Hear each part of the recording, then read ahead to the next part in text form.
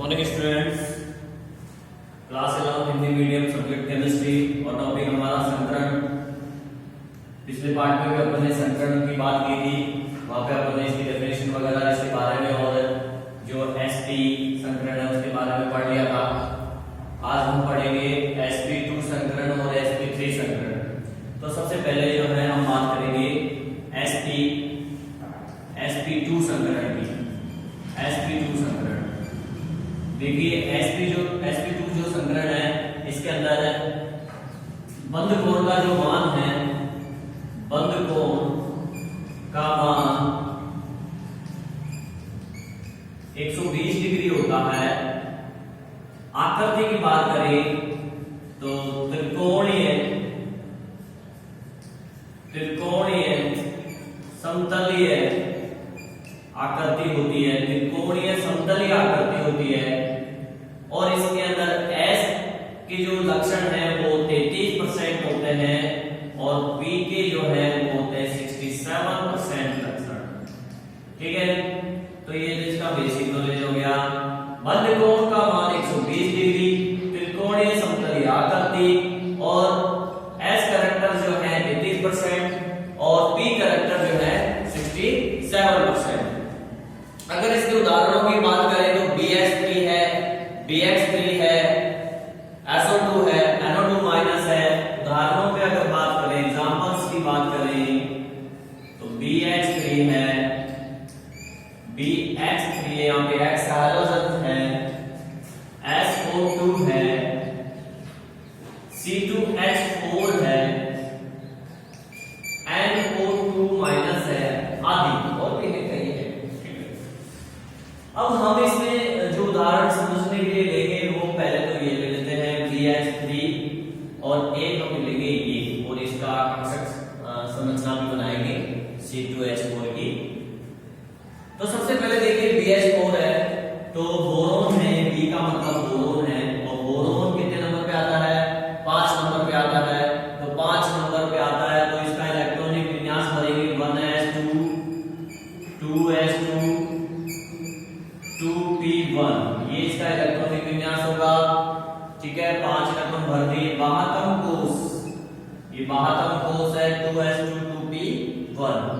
S के अंदर एक कक्षक होता है तो हम एक डब्बा बनाएंगे, 2 इलेक्ट्रॉन है इसके अंदर तो 2 इलेक्ट्रॉन भर देंगे 2s में।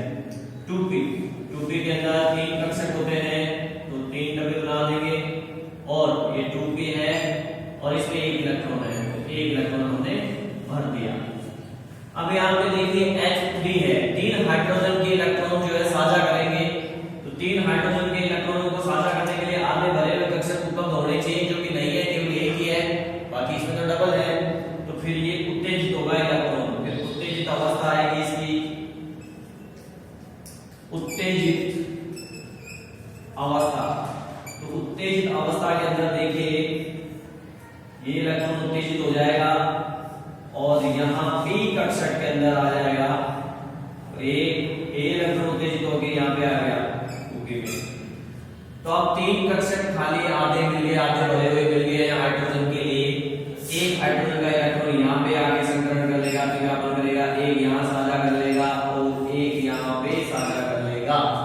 तीनों यहाँ साझेदार 3 BH3 बन जाएगा अणु। तो आप देख सकते हो एक तो S कक्षक भाग लिया संकरण में और 2 P के भाग लिए, अर्थात कौन सा संकरण हो गया? sp2 संकरण हो गया। इस अणु के अंदर निकाल लिया अपन ने। ठीक है, शॉर्ट ट्रिक से भी आप निकाल सकते हो। शॉर्ट ट्रिक्स क्या है आपकी? देखिए B H H और H, कोई लोन पेयर नहीं होगा इसमें। मैंने आपको बताया था शॉर्ट ट्रिक्स क्या बताई थी? संकरण बराबर लोन पेयर की संख्या प्लस सिग्मा आबंध।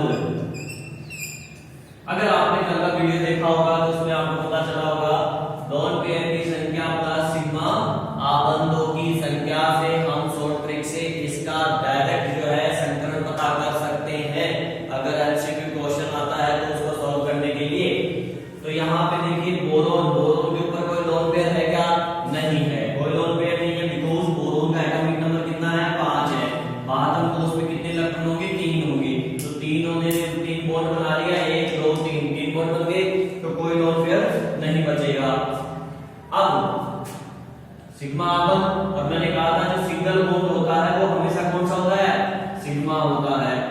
भी सिग्मा है, ये भी सिग्मा है और ये भी सिग्मा है।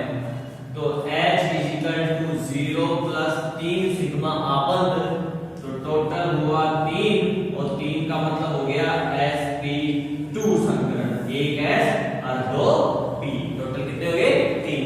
तो इस प्रकार से हम पता कर सकते हैं कि sp2 संकरण इसके अंदर उपस्थित है। चलो ये तो बात हो गई sp की। अब मैं इस एग्जांपल को लेता हूं, ये C2H4 जो है, इस एग्जांपल की बात करते हैं। C2H4, ठीक है, इसमें कौन सा संकरण होता है और कैसे इसमें संकरण निकालें अपन, इसकी आकृति भी अपन बनाएंगे। यहां कर लेते हैं, देखिए ये एग्जांपल है।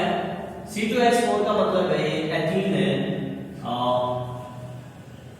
H C double bond C H, एक H यहाँ पे और एक H यहाँ पे। आप इसमें शॉर्ट ट्रिक्स लगा के इसका निकाल सकते हो संकरण, वो मैं बाद में बताऊंगा। पहले अपन इसका जो प्रोसेस है वो फॉलो करेंगे।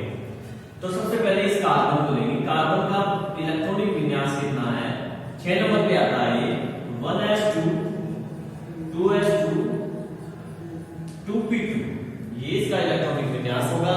और इसके बाहतम कोष में 4 इलेक्ट्रॉन होते हैं, इसलिए ये बाहतम कोष है 2s और 2p, क्योंकि 4 इलेक्ट्रॉन होते हैं इसलिए 2 और 2 4 हो गए। ठीक है, आगे बात समझ में आपको। तो अब इसका इलेक्ट्रॉनिक विन्यास लिख लेंगे अपन, लिख लिया अपन ने और इसके बॉक्स बना लेंगे। तो यहाँ पे देखिए ये इसका बॉक्स बन गया 2s का, ये इसका बॉक्स बन गया 2p का 2p, क्लियर। अब देखिए यहाँ पे कितने इलेक्ट्रॉन है, 2 इलेक्ट्रॉन है, 1 2।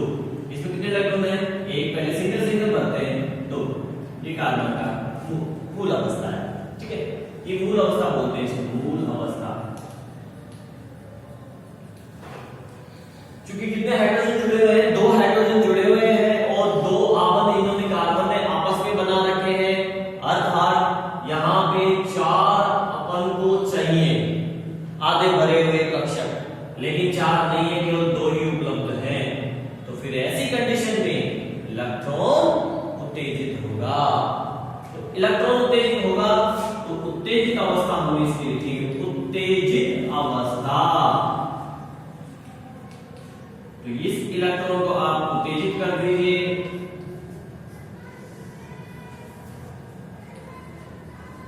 एक 2, ये इलेक्ट्रॉन उत्तेजित होगा, ये पहले से है, ये इलेक्ट्रॉन उत्तेजित होगी, यहाँ पे आ जाएगा। ठीक है, तो आप देख सकते हैं यहाँ पे 4 आधे भरे हुए कक्षक आपको नजर आ चुके हैं। ठीक है, ये भी कार्बन है, तो इस कार्बन को भी अपन लेंगे, तो इसकी मैं डायरेक्ट उत्तेजित अवस्था बना रहा हूं, क्योंकि ये भी कार्बन है और ये भी कार्बन है, तो फिर जो कार्बन की उत्तेजित अवस्था तो सेम ही होगी, इसलिए अपन सीधा ही ये बना रहे हैं। सेकंड कार्बन की, फर्स्ट कार्बन की, सेकंड कार्बन की उत्तेजित अवस्था 2s 2p, एक इलेक्ट्रॉन उत्तेजित अवस्था बना रहा हूं मैं, 4। अब संकरण होगा, अतिव्यापन होगा, तो देखिए इसके कितने हाइड्रोजन जुड़े हुए हैं, 2। तो ये लीजिए 2, एक यहां पे आ जाएगा और एक यहां पे आ जाएगा। ठीक है, इसके भी कितने हैं, 2, एक यहां पे आ गया, एक यहां पे आ गया, 2। और इन दोनों ने भी आपस में, इन दोनों कार्बनों ने भी आपस में बॉन्ड फॉर्मेशन कर रखा है। मैंने आपको बताया था डबल बॉन्ड में एक सिग्मा होता है, एक पाई होता है, अर्थात एक सिग्मा बनेगा, एक पाई बनेगा। तो ये तो सिग्मा बनाएगा क्योंकि ये pz है, या ऐसी कंडीशन में pz हमेशा सिग्मा बॉन्ड बनाता है। तो ये हो गया आपका आपस में अतिव्यापन कार्बन कार्बन का, और ये सिग्मा बॉन्ड बन गया, और ये दोनों ने आपस में अतिव्यापन कर लिया कार्बन कार्बन ने, तो ये बन गया पाई बॉन्ड। आगे बात समझे, तो ये सिग्मा बॉन्ड का पाई बॉन्ड, ये वैसे सिग्मा होगी क्योंकि ये सिंगल बॉन्ड है हाइड्रोजन के साथ में। अब इसमें संकरण पता करते हैं, किसी का भी काउंट कर लो, चाहे इसका काउंट करो कार्बन 2 का, चाहे कार्बन 1 का, किसी का भी काउंट कर लो। बताओ किसका काउंट करें, दोनों में से किसी से भी निकाल सकते हो संकरण। कार्बन में निकाला जाता है, इन दोनों पे नहीं निकाला जाता, किसी एक पे निकालो, बात एक ही है। ठीक है ना। तो मैं इसमें निकाल लेता हूं। देखो ये S कक्षक है, ये भी संकरण में भाग ले रहा है, ये भी भाग ले रहा है, ये भी भाग ले रहा है, ये भी भाग ले रहा है संकरण में, और ये P वैसे तो अतिव्यापन कर रहे हैं लेकिन यहाँ बॉन्ड कौन सा बन रहा है, पाई बॉन्ड बन रहा है। और जब अपन ने संकरण के बारे में स्टार्ट किया था लेक्चर पिछला, उसमें मैंने आपको बताया था कि संकरण के अंदर पाई आबंध को काउंट नहीं करते हैं, इसलिए हम इसको काउंट नहीं करेंगे। क्लियर। तो अब आप देख सकते हैं कि कौन कौन से कक्षक है। एक S है, लीजिए एक S लिख लिया अपन ने, एक 2P है तो P2 लिख लिया। ये काम इसको काउंट करेंगे नहीं क्योंकि पाई बॉन्ड बना रहा है, तो संकरण कौन सा आ गया, sp2 संकरण। अगली बात समझ रहे। अब इसका अपन कक्षीय डायग्राम बनाते हैं, तितली स्ट्रक्चर। क्योंकि दोनों के बीच में डबल बॉन्ड बन रहा है, एक पाई एक सिग्मा, तो सबसे पहले सिग्मा बनाएगा। सबसे पहले हम सिग्मा बॉन्ड बनाएंगे। ये कार्बन है और ये दूसरा कार्बन, सिग्मा बॉन्ड अतिव्यापन करेगा। मैंने आपको पहले बताया था अक्षीय अतिव्यापन होता है P के अंदर, तो सिग्मा आबंध का निर्माण होता है। तो ये P ने सिग्मा बॉन्ड बना लिया है। अब एक पाई बॉन्ड बन रहा है, इसलिए हम एक ऊर्ध्वाधर लाइन खींचेंगे, कक्षक बनाएंगे डबल से। इन दोनों ने साइड वाइज पार्शियल अतिव्यापन किया। पार्शियल अतिव्यापन करने से बनता है पाई आबंध। P हमने ये पाई आबंध यहां बनाया PY के बीच में, तो PY डाल दो यहां पे चाहे तो, ठीक है। एंड दो हाइड्रोजन है, एक और दो, तो फिर एक यहां एक और बनाना पड़ेगा आपको ऐसे, और यहां बना देते हैं ऐसे, ठीक है। तो एक हाइड्रोजन यहां पे S कक्षक ये आ गया सिग्मा बॉन्ड, एक हाइड्रोजन यहां पे आ जाएगा S कक्षक। दो इस कार्बन के दो हाइड्रोजन है आ गए, इस कार्बन के भी दो हाइड्रोजन है, एक यहां आ जाएगा H और एक यहां अतिव्यापन कर देगा H।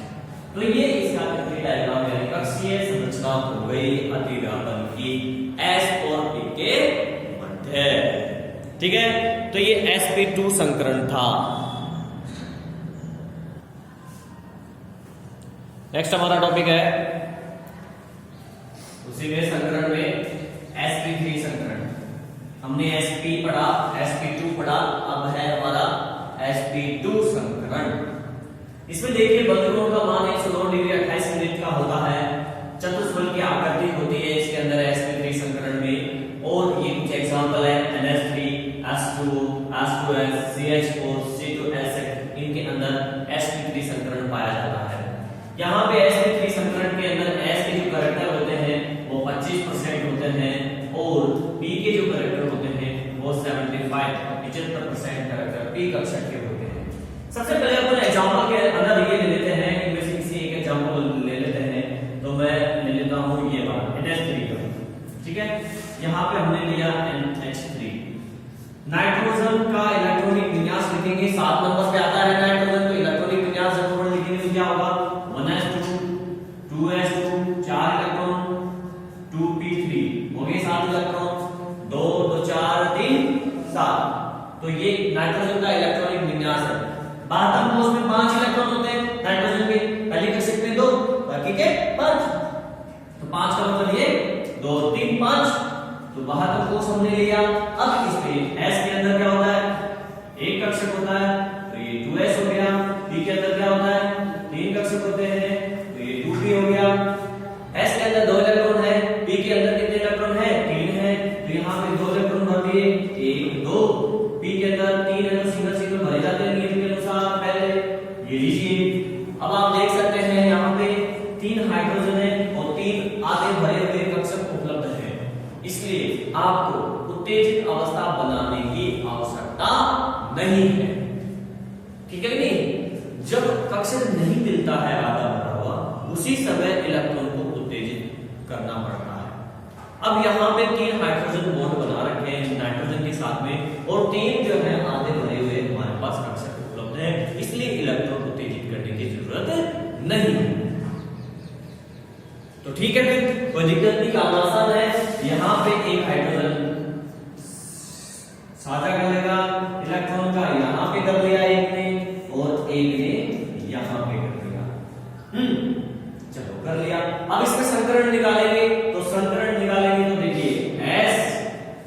एक पी, दो पी, तीन पी, तीनों पी काम आए हैं, आए नहीं आए? सिग्मा बॉन्ड है, सिंगल बॉन्ड सिग्मा होता है हमेशा, तो तीनों पी काम आए हैं और एक एस, तो ये हो जाएगा sp3 संकरण। अब कुछ बच्चों के दिमाग में ये आ रहा है कि सर ये 2s तो जो है काम आया नहीं, फिर आपने इस s कक्षक को क्यों काउंट किया? तो देखिए, जब संकरण स्टार्ट किया था तब मैंने कुछ कंडीशंस बताई थी आपको कि संकरण के अंदर लोन पेयर तथा सिग्मा आबंध को काउंट किया जाता है, पाई आबंध को काउंट नहीं करते हैं। लोन पेयर और सिग्मा बॉन्ड, तो यहाँ पे इन्होंने साझा करके सिग्मा बॉन्ड बनाया है, तो ये काउंट हो गए तीनों, कोई डाउट नहीं है, इसमें कोई दिक्कत नहीं है। तो फिर यहाँ पे तो ऐसा कुछ किया नहीं, आपने इसको क्यों काउंट किया? क्योंकि ये लोन पेयर है, क्योंकि ये लोन पेयर के रूप में बचा है, 2 इलेक्ट्रॉन ये लोन पेयर है, इसलिए मैंने इनको काउंट किया। आपको पता है नाइट्रोजन में 3 बॉन्ड बनने के बाद में मैंने बताया था आपको कि नाइट्रोजन के बाहर उसमें 5 इलेक्ट्रॉन होते हैं, तो इन्होंने नाइट्रोजन के साथ में एक बॉन्ड यहाँ, एक हाइड्रोजन के साथ में एक बॉन्ड यहाँ पे बन गया, 3 इलेक्ट्रॉन काम आ गए, तो एक लोन पेयर बच गया।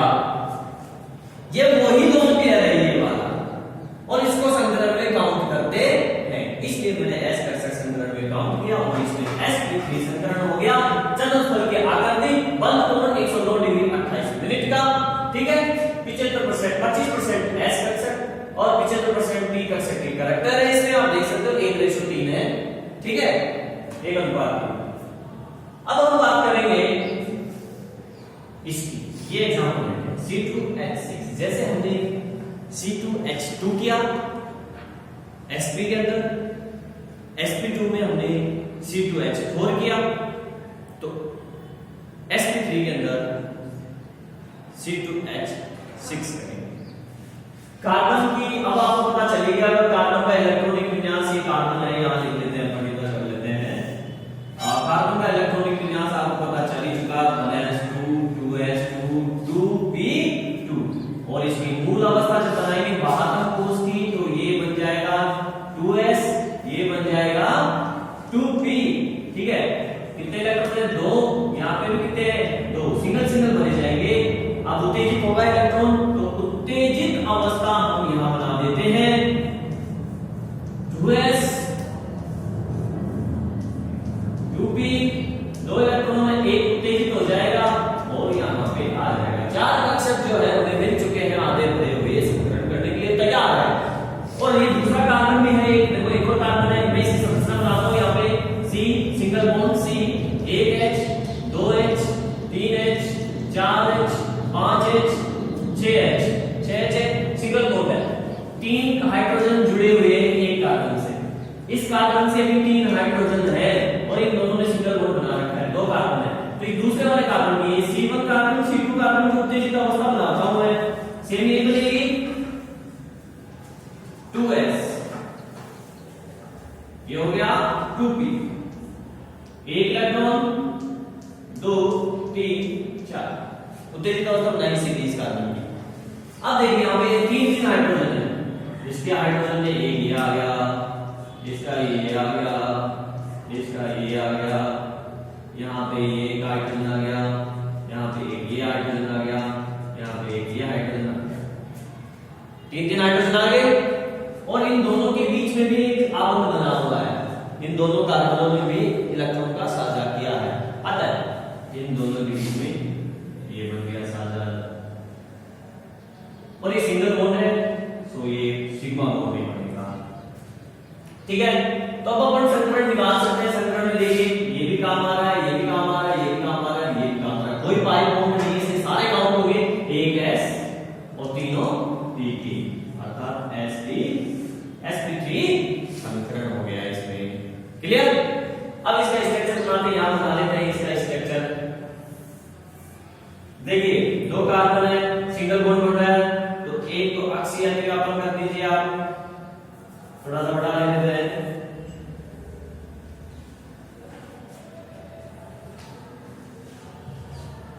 सिग्मा बॉन्ड बन गया कार्बन कार्बन के बीच में, ये कार्बन, और इस तरफ 3 हाइड्रोजन जुड़े हुए हैं, तो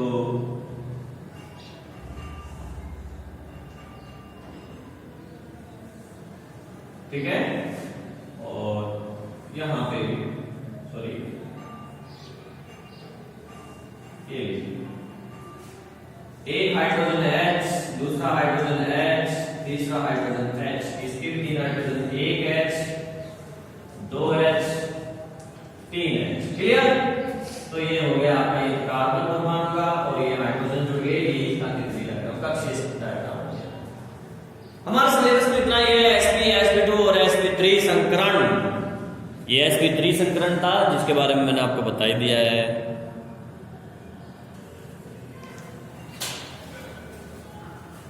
नेक्स्ट टॉपिक हम एक छोटा सा टॉपिक ले लेते हैं। वैसे तो आणविक कक्षक सिद्धांत जो बड़ा है उसको अलग से पढ़ाएंगे, बड़ा 2 लेक्चर में कंप्लीट होगा, इसलिए हमने एक छोटा टॉपिक लिया, हाइड्रोजन आवन।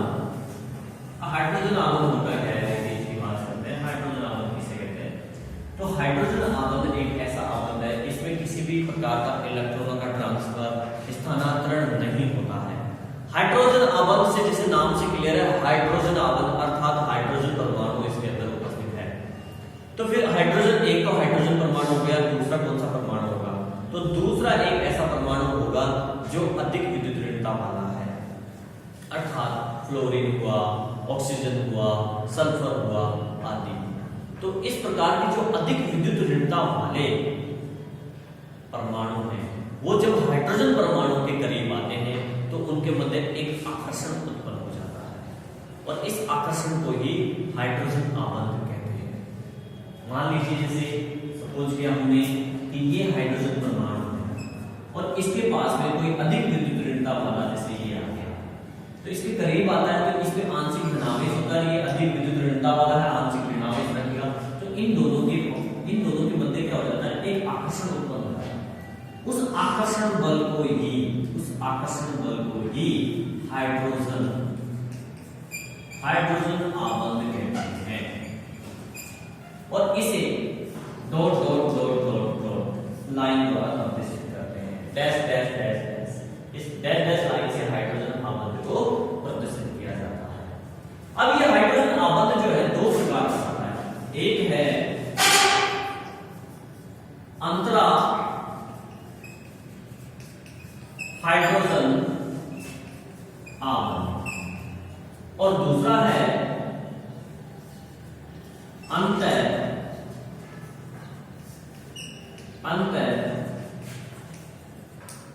हाइड्रोजन आबंध।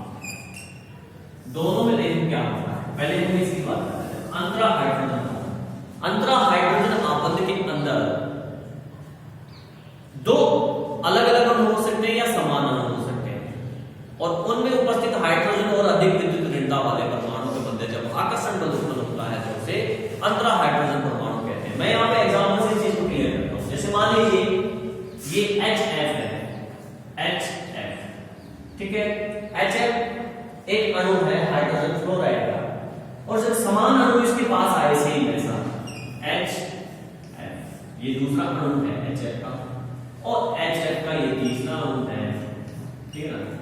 तो ये तो समान अणु हो गए, हाइड्रोजन फ्लोराइड का हाइड्रोजन फ्लोराइड समान अणु है।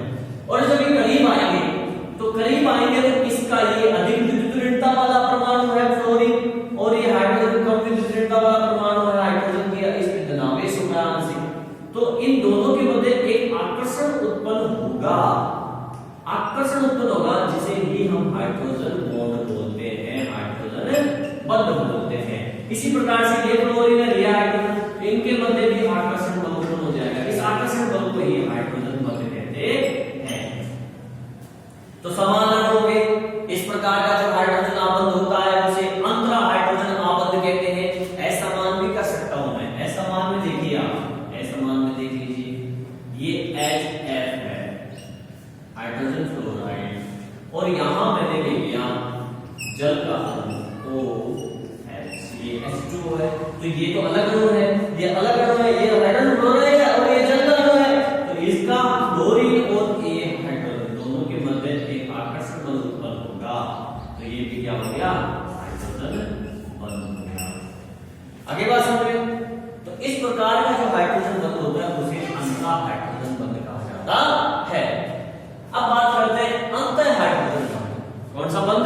अंतर हाइड्रोजन बॉन्ड। अंतर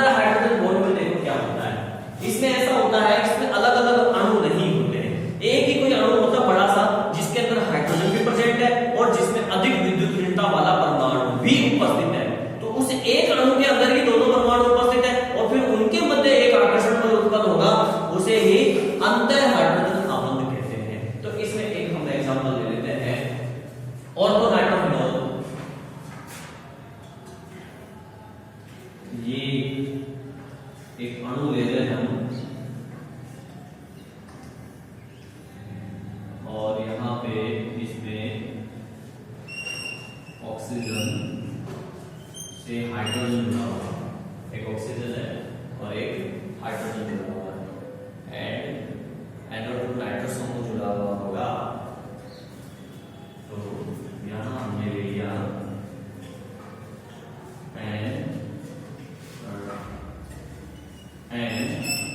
डबल बॉन्ड O और ऑक्सीजन। ठीक है, ये एक पूरा अणु है कोई, ये एक पूरा अणु है। अब इस अणु के अंदर दो परमाणु, हाइड्रोजन बॉन्ड बनाने के लिए क्या जरूरी है, एक तो हाइड्रोजन होगा और दूसरा अधिक विद्युत ऋणता वाला। तो यहां देखिए ये हाइड्रोजन परमाणु है, ठीक है, इसके साथ ये अधिक विद्युत ऋणता वाला है, लेकिन इसके साथ तो आबंध बनना है, सहसंयोजक आबंध बनना है। और ये देखिए ये ऑक्सीजन सहसंयोजक बंध से जुड़ा हुआ है नाइट्रोजन के साथ में। तो ये जो ऑक्सीजन है अधिक विद्युत ऋणता वाला है। तो अब इस हाइड्रोजन और इस ऑक्सीजन के बीच में वैसे कोई बॉन्ड नहीं बन रहा है, सहसंयोजक बॉन्ड नहीं बन रहा है। तो ये दोनों करीब है, इन दोनों के मध्य एक आकर्षण बल उत्पन्न हो रहा है और इस आकर्षण बल को ही हाइड्रोजन बल कहेंगे हम। तो ये एक ही अणु के अंदर दो परमाणु के मध्य बन गया हाइड्रोजन बल, तो ये होता है अंतर हाइड्रोजन आबंध। जबकि इसमें दो अलग अलग अणुओं के परमाणु के मध्य हाइड्रोजन बन रहा है, तो उसे अंतर हाइड्रोजन आबंध कहते हैं। आगे बात समझ रहे? ठीक। नेक्स्ट लेक्चर में हम बात करेंगे आणविक कक्षक सिद्धांत की।